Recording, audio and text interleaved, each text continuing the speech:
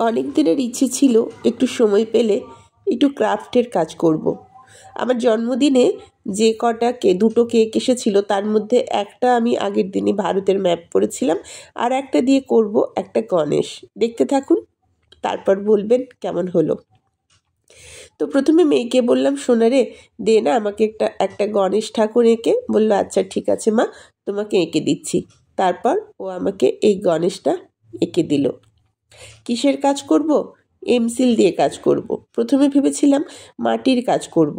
মাটির কাজ মানে আমার কাছে একটা মাটি আছে, তাকে আঠা দিয়ে মাখলে যে মণ্ডটা তৈরি হয় সেটা দিয়ে খুব সুন্দর করে কাজ করা যায়।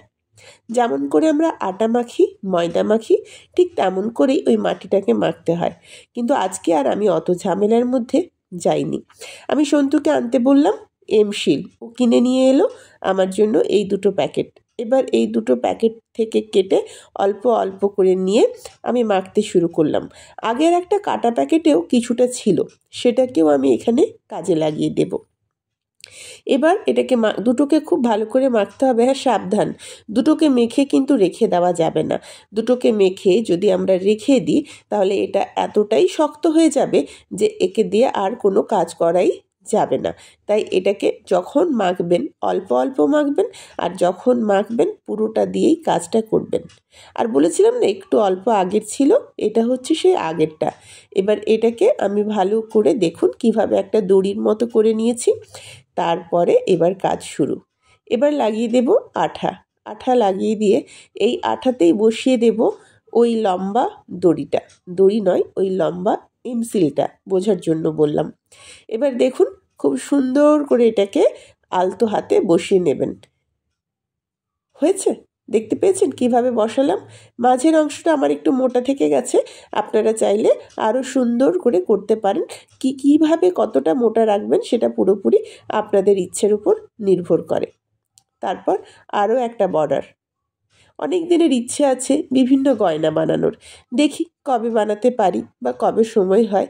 আজকাল বসে থাকি, বসে থেকে থেকে কখনো কিছু করতে ইচ্ছে করে, আবার কখনো ফেসবুকে কাজ করতে গিয়ে এত সময় চলে যায় যে কিছুই আর করা হয় না।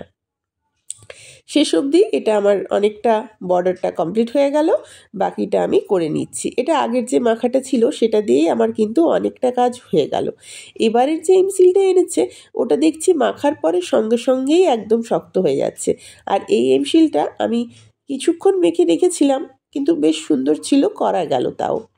দেখতে পাচ্ছেন কিভাবে বাঁকিয়ে বাঁকিয়ে সুন্দর করে যত্ন করে গণেশের সমস্ত আঁকাগুলোর উপরে আঠা লাগিয়ে আমি এর কাজ করে নিচ্ছি। আবারও একটা পিস কেটে নেব। এইভাবে যতটা আঁকা রয়েছে ঠিক আমি সেইভাবে এটাকে লাগাবো আর কেটে নেব, আর মুখ দুটোকে একটু সুন্দর করে নেব। যদি প্রথম থেকে মাপটা ঠিকঠাক করে নিই তাহলে আর কাটার দরকার নেই, মাপ করে একদম বসিয়ে নেবেন।